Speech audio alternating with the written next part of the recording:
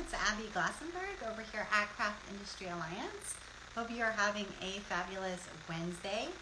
We are here every Wednesday to do our member spotlight, where we get to drop in on a Craft Industry Alliance member, learn all about their business journey, what inspires them, see some samples and all that good stuff. And it's so fun. Every Wednesday we do this around 1:30 Eastern.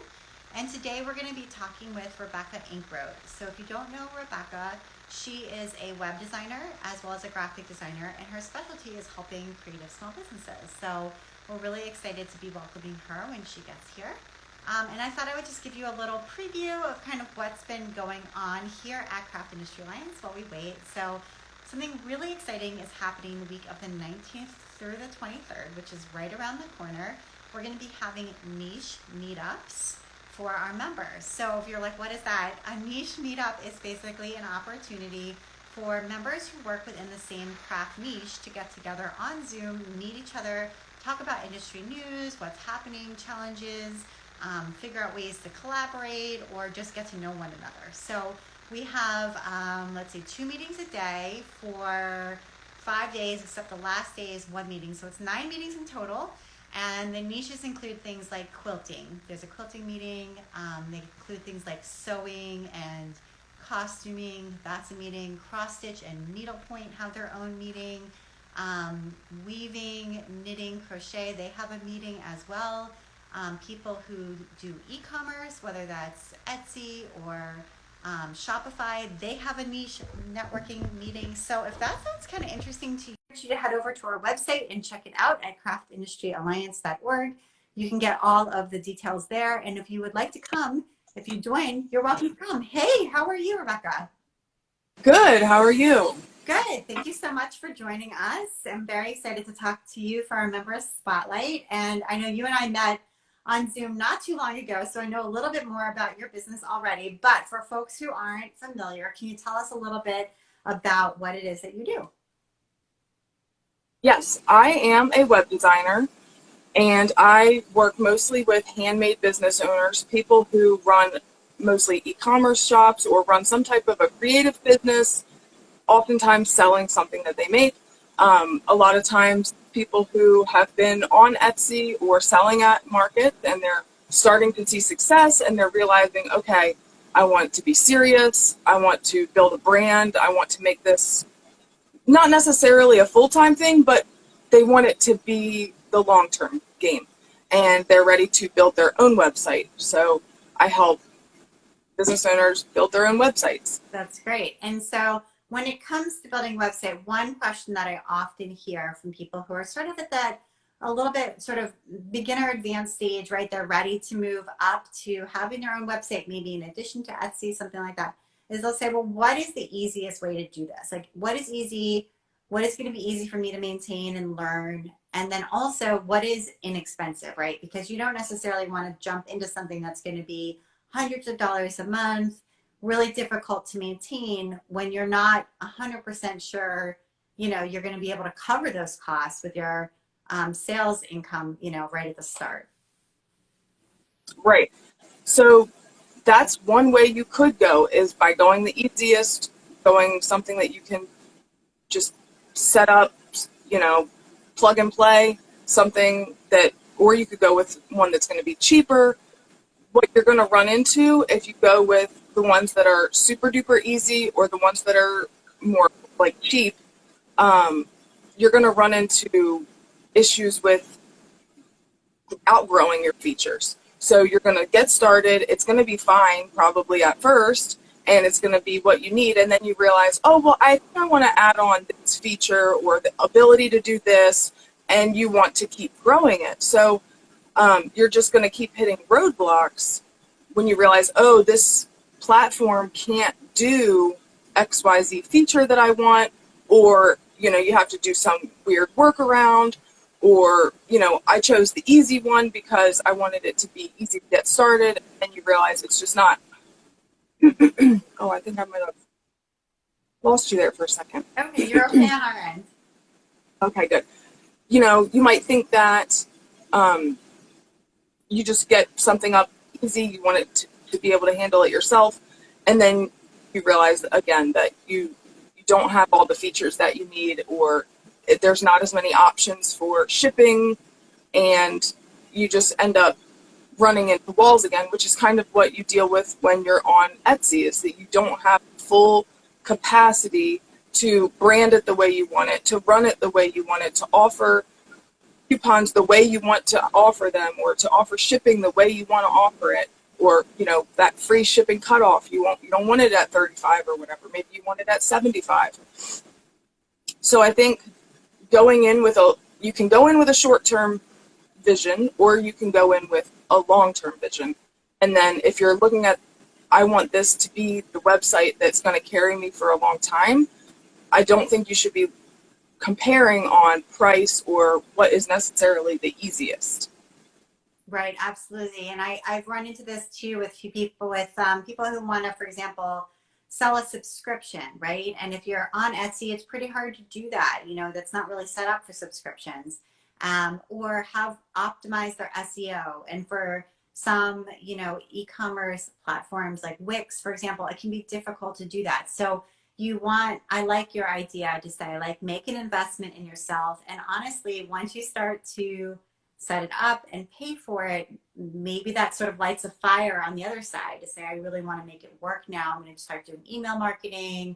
I'm going to get a plan in place and things like that to really help it take off, because you are paying for it. So, so if somebody is starting and they don't necessarily want the cheapest or the easiest, but they just want something that's going to be long-term, serve them the best, what would you recommend? I usually find myself recommending over and over either Shopify or WordPress, and WordPress being WooCommerce as the e-commerce bit. Both of them are extremely powerful, and they're not going to break the bank either. One reason I like WordPress is that you can start small, and then you can really grow as you need, because it's very modular, and you get to choose where you would like to host it. So you can choose a hosting company that doesn't have all the bells and whistles, but then may be more affordable, or you can choose a free theme, or you can use free plugins, and you can, as you grow and need the more capabilities, then you can add those on. And Shopify is similar. You can't choose which hosting company to go with, because Shopify is hosted with Shopify. But there are free apps that you can use, and there's free themes that you can use, and then as you grow, you can add on the features that are going to, grow your bottom line or grow your top line, and just keep scaling it. Right, absolutely. You can't go wrong with either of those. And you can learn both of them. There are lots of instructional videos and things like that to help you if you do want to do some DIY.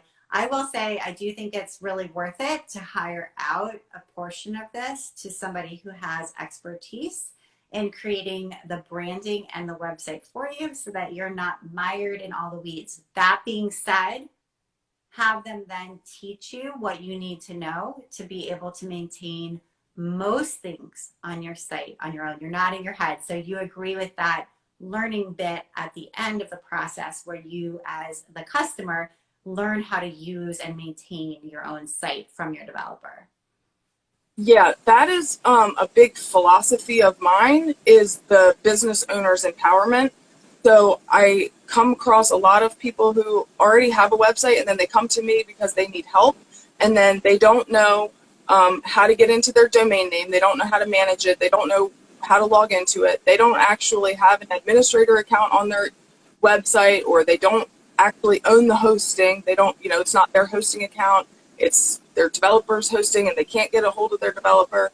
So whenever I build a website for a client, I always have them, and it adds a little bit more work on their part, but I have them create their domain name account. I have them create their hosting, and I'll go through on the phone or Zoom, and we'll walk through it, but every account is created their name, and they have touched it. It's their logins. And then you can usually create a collaborator login for me. So you're not giving me your password. That's not very good security practices. So I like to be added on as an additional account so that I can manage it. And whenever I launch a website for a client, I go through an extensive training showing them that the inside of the website, like, okay, here's how you add a page, here's how you move text around, here's how you swap out pictures, here's how you update your listings, so that they can manage it themselves if they want to. Now, I do, for the clients that I build for, or for my students, I have like an ongoing monthly retainer options if they want me to manage it. But I hand it to them, and then I say, you have everything you need to do this yourself.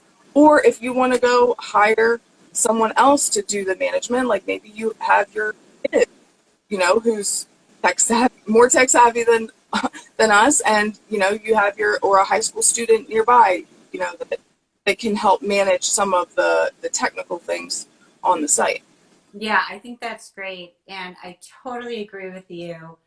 Learn the basics, right? Understand where your domain is housed. Understand, what the hosting company is, what the hosting package contains, what you're buying when you're buying that hosting. Understand the back end of your website, how to change the navigation bar, how to change the footer, like how to add, as you said, a new page to the navigation bar because now you have a new offering. When it comes to new stuff, you might need to go back to the developer to say, all right, we're now launching a subscription, which is what I mentioned earlier. Could you find me the right plugin or whatever and help me build the page? That's totally fine. But then once it's built, how do you then say, well, how about now it's October? I need to add the October box. I need to be able to do that on my own. And I know it seems, it can feel intimidating, like you're going to break something, but it is very possible to learn how to do this. That part of it is there's no coding involved. It's really plug and play, and it's worthwhile to learn how to do it.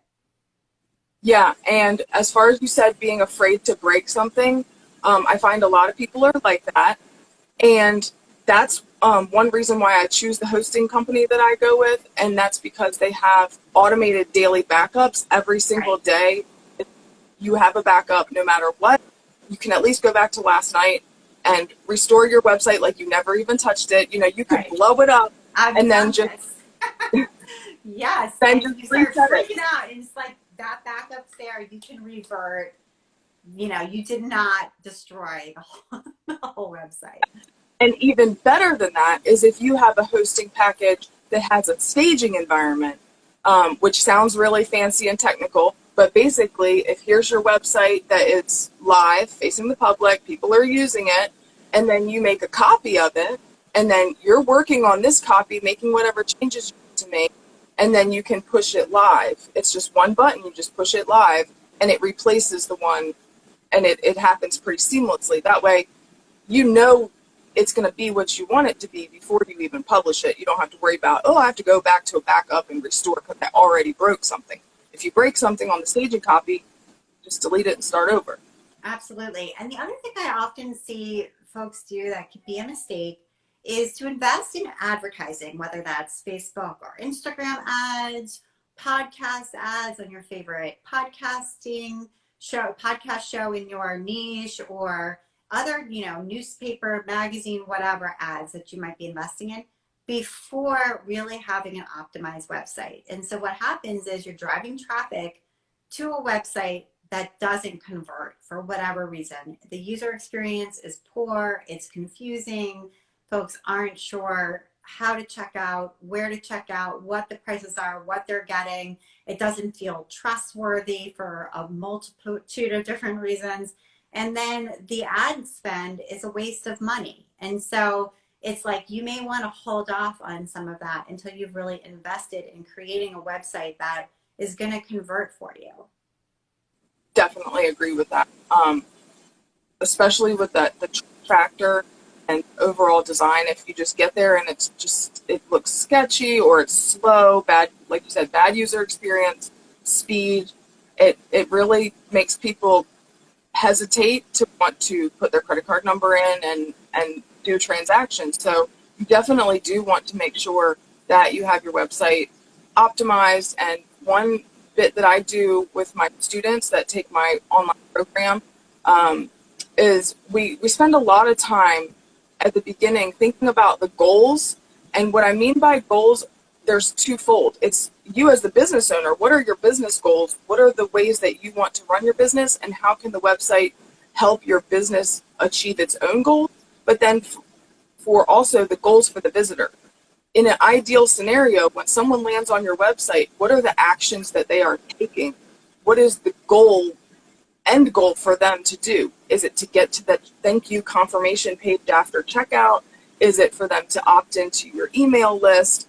What is your purpose of the website? And then to have kind of a purpose for each page so that you're constantly reiterating the call to action throughout the page. Here is what you want the user to do when they're visiting your website, and so that you keep driving people towards that conversion. Instead of Absolutely. distracting them. A lot of people, they're like, oh, I want this feature, but it's really just a distraction. It ends up actually distracting people away from the real true goal. And you think, oh, this thing is so cool, I saw it on somebody else's website, I really want this slideshow, but really it's not actually helping. It could be hurting. Absolutely. And then as my final question, do you also work with people on, and you mentioned it early, site speed? Because site speed is a big issue. If your site does not load within some number of seconds, the majority of people will click away. So understanding what is your site speed, doing like an analysis of that, understanding if it is too slow, what is slowing it down? How do we remedy that so that those pages or image loading or video loading, whatever it is that's slowing it down, it might be a hosting issue, is resolved so that you can actually have a quick site speed. And the same thing with SEO. And SEO, can feel kind of complicated. How are people finding my website? Are they finding it through the right search terms? Am I coming up on the first page of Google search for the things that I want to be known for?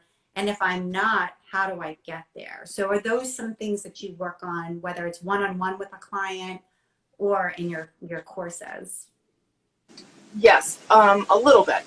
I am not, those are basically job titles in themselves. They are. SEO is like a whole entire field of its own, as well as the technical and performance optimization aspect.